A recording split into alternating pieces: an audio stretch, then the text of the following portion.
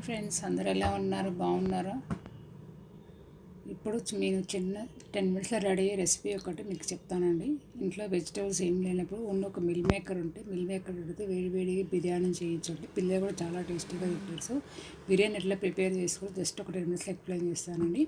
First ఒక 1 hour ముందు rice కడిగి పక్కకు ఉంచుకోవాలండి. మిల్ మేకర్ హాఫ్ అవర్ ముందు వాటర్లో నానబెట్టాలండి. తర్వాత కుక్కర్ పెట్టి తగినంత ఆయిల్, ఆవాలు, జీలకర్ర, వెల్లుల్లి పేస్టు, ఉల్లిపాయలు, కొంచెం కొత్తిమీర, కరివేపాకు, పచ్చిమిర్చి, ఎండుమిర్చి, కొంచెం బిర్యానీ ఐటమ్స్ నూనెలో వేసి 10 నిమిషాలు గోలించాలండి. తర్వాత మిల్ మేకర్స్ వేసి కొంచెం బాగా నూనెలో ఒక 5 మినిట్స్ వేపాలండి. తర్వాత ముందుగా నానబెట్టుకున్న రైస్ని అందులో యాడ్ చేయాలండి.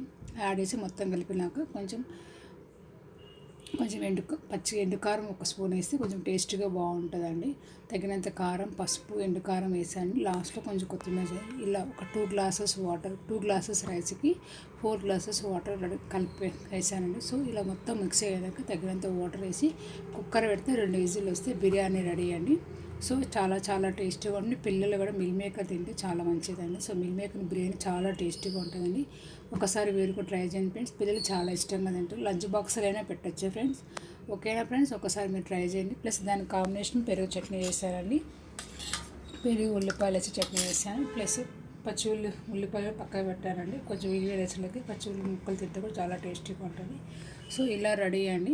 ఓకేనా ఫ్రెండ్స్? మీరు ఒకసారి ట్రై చేయండి. పిల్లలు లంచ్ బాక్స్లో అయితే ఇంకా చాలా తేలికగా ఉంటుంది. చాలా తొందరగా తింటారు.